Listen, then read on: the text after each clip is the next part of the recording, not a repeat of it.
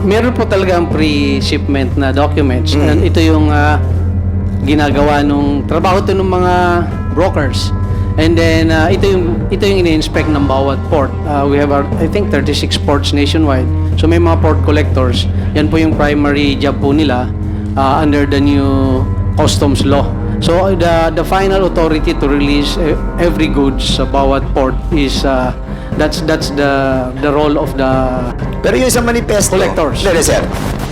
Kaya para malaman natin, kasi meron ka allegation that 600 containers have been, nawala eh. Kaya nagtataka ako kung bakit ganong kadami ang nawawala. Sino may problema dito? Your Honor, if I may, from the start, yung sabi niyo pong barko, nandiyan ang mga containers. Pagdating po ng barko sa port, halimbawa Port of Manila, may team po yan. Customs, then immigration. Ang nature po sana nun na magiging business nun ay magtatayo po ng laboratory sa paggawa ng gamot. Nadatnan ko na yun doon, yung let's say yung green lane. Bago ka mapunta sa green lane, there's a vetting process.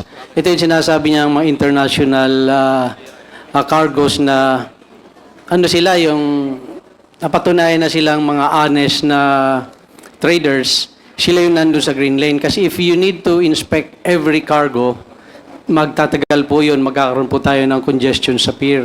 So ang ginagawa doon, ina-identify yung na-establish ng matitinong importers, sila yung napupunta sa green lane. May binanggit siyang red, at saka meron siyang binanggit na RMO, yung Risk Management Office, they're the ones managing the predetermination of these cargoes to be flagged para buksan siya. Kasi you cannot open all the cargoes eh. So yung napunta sa green lane, yun na yung hindi nabubuksan. Yung na flag ng Risk Management Office na red, ito yung mandatory na inspectin. Yun po yung binabanggit niya kanina. And I think it's a good practice. Ngayon yung binabanggit niyang banded warehouse, ito po yung mga nag-apply. Ang nag-approve po nito is up to the Secretary of Finance na ito yung mga dinadala yung imported raw materials, they process it dun sa banded warehouse and send it back abroad. Ito yung mga walang tariff. I think there's a law that covers that.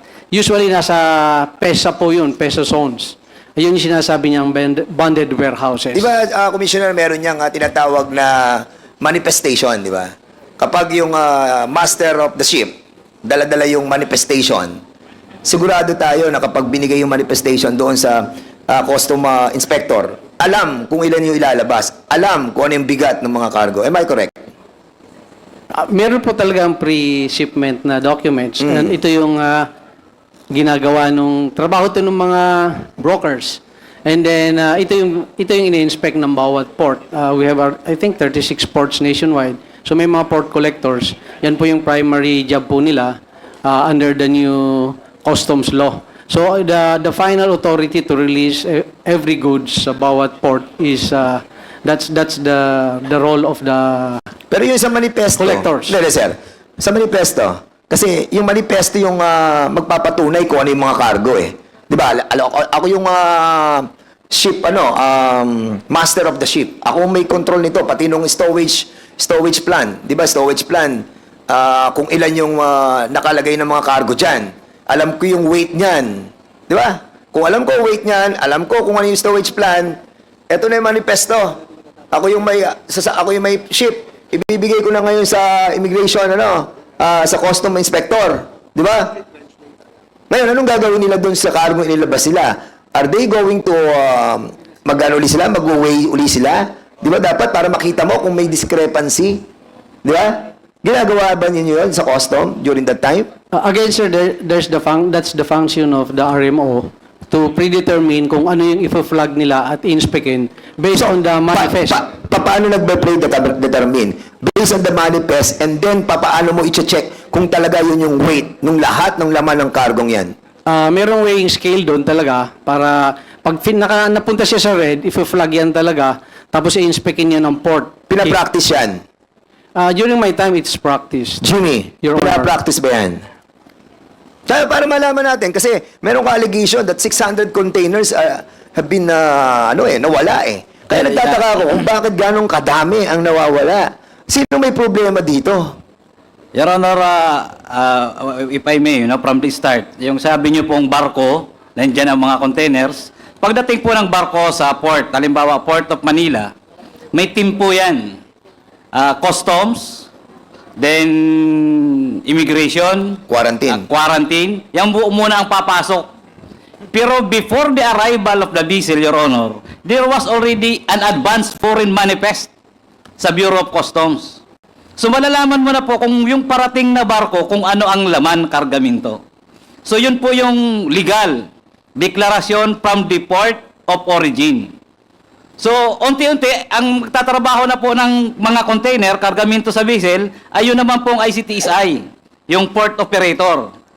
So wala pa po doon, Your Honors, yung custom. Yeah, Dahil doon pa lang yun, iba pa ho yung sabi. So pagkababa po ng container, yung po papasok ang facilitator broker, magdi-declare sila ngayon from the foreign manifest, yung advance manifest, yung mga licensed broker o representative, magdi-declare po sila ng kargamento nila base po doon sa advance foreign manifest from the shipping line. Okay. So, Ang sinasabi mo, yung mga individual manifest, di ba?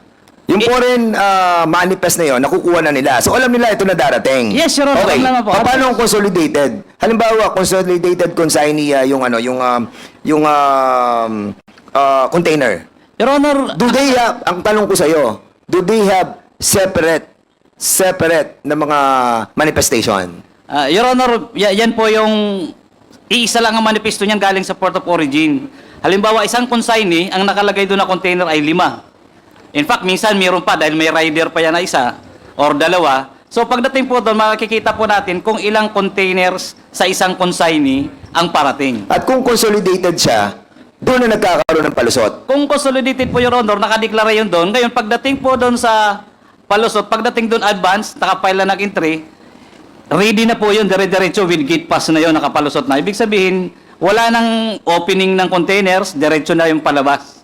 Lalo na pag ito ay trabaho. Or, nakatimbre sa lahat, kunyaring nawawala ang container, pero trabaho yun. So, yan yung nangyari po sa maraming nawawalang container. Nakuha ko na. So, in other words, Mr. Chairman, doon natin nakikita yung may problema. Most especially because Mr. Michael Yang is a consolidator. Am I correct? That's correct, Your Honor. Yes, Mr. Chairman. And being a consolidator of all these containers na dumarating, nakakapagpalusot sila eh. Dahil nga, walang individual manifestation ang lahat ng mga kargong yon. Consolidated na siya. And I try to have a research about this, Mr. Chairman. I found out that yung consolidation ng mga consignee, ng mga containers, meron silang isang manifestation lang. Kaya hindi mo alam, iba't ibang mga containers yun, iba-ibang cargo yun, pero kinonsolidate nila, kaya doon na nakakapasok yung mga palusot na sinasabi nila. Mr. Jimmy Guban, can you kindly correct me if I'm, kung mali ako. And after which, na malaman, yung ibang mga cargo doon ay walang individual manifestation, yun ngayon na nakakalusot na dinadala from vessel to the warehouse. Am I correct? Yes, Your Honor, after filing of entries. And doon nagkakaroon ng tinatawag na connivance ang warehouse owner and the warehouse inspector. That's correct, Your Honor. And then, after which, kapag meron ng connivance at ayaw magbigay, so stay ka dyan sa warehouse. Is this correct? That's correct, Your Honor. And after which, na magkaroon ng ayusan, saka lang makakalabas yung mga container na yon. Yes, Your Honor. And then, maglalagay sila ng mga different kind of scheme. Like, footnote, yung tinatawag na foreign to foreign na, ang tawag doon, foreign to foreign transshipment scheme. International transshipment, Your Honor. Yes, and yung tinatawag natin pass break. Yes, Your Di Honor. ba? I think, Mr. Chairman, ito ay isa sa mga problema that we need to correct in custom. Because we found out that yung manifestation, yung advance manifestation na nanggagaling doon sa ship owner, yun, kaya natin i-check. But ang problem, kapag nag-consolidate na sila ng kanilang mga tinatawag na mga container, doon na tayo napapalusutan. Doon na nalalagay itong mga droga. Kaya nga, consolidator si Michael Yang eh. Doon niya nagawa, doon niya naitago, doon niya nailabas. With that, Mr. Chairman, I think maraming dapat ayusin sa custom. Specifically itong consolidation of the consignee containers. Kaya, for the meantime, Mr. Chairman, yun lang muna po ang itatanong ko. And I think I'd be asking na lang po mamaya afterwards. Thank you, Mr. Chairman. Mr. Chair, parliamentary inquiry, Mr. Chair. Parliamentary inquiry. Congressman Adjong, yes. Mr. Chair, yes, just want to inquire if we are going to shift to another topic. Yes, we will.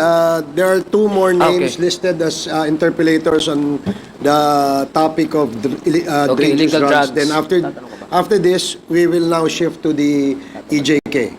Okay, sige. Because I also have questions, but because with the interest of time, I will no longer be availing of that. And then I will just ask my question in the next hearing, particularly illegal drug. Yes, Your topic. Honors, we Thank still you. have several committee hearings of the Quad that we will I was wondering, schedule. I was wondering, Mr. J, if you can list me as the first interpellator next hearing on We illegal will drugs. do that. Thank you, Comsec, Mr. please Chair. take note. So the second to the last interpellator is Congressman Rog Gutierrez, and then Congressman Caraps Paduano, and then last but not the least is Congressman Acop that will recap the discussion of the topic today on the dangerous drugs. So, Congressman Rog Gutierrez, you are recognized. Thank you, Mr. Chair. Mr. Chair, just a few questions, and actually this could have been an interjection, just to clarify po, no? But I'd like to direct our questions to our guest, si Ms. Rose Nonolin. Good evening po. So, Mr. Chair, if all is well, I'll proceed with my questioning.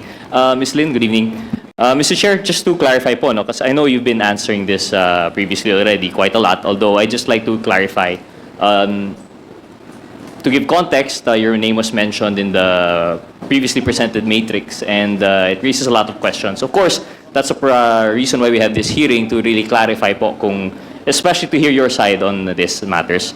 My understanding, Mr. Chair, is that Ms. Lynn Orelgo was already asked about yung formally biological. No relation to formally pharmaceutical. Yes. However, is it correct to state that when you mentioned earlier that formally biological, what was the nature, just to clarify again, ano po yung nature ng formally biological corporation? Ang nature po sana nun na magiging business nun ay magtatayo po ng laboratory sa paggawa ng gamot.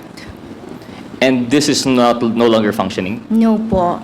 You mentioned earlier that, I think one of the congressmen mentioned that there were links between formally biological to formally Philippines Holdings. You mentioned na wala pong link. Were you able to verify kung may link po? Link po. Sorry, Mr. Chair. Pakiulit po ng tanong. Sorry.